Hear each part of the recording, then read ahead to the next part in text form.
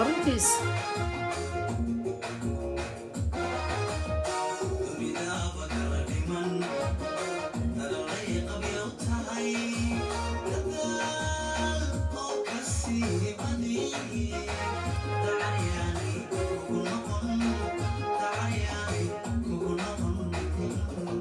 dad ba sidoodaba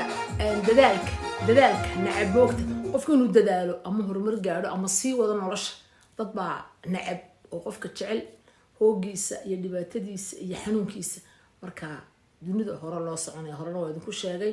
qof dadaalkaaga nacabna cawda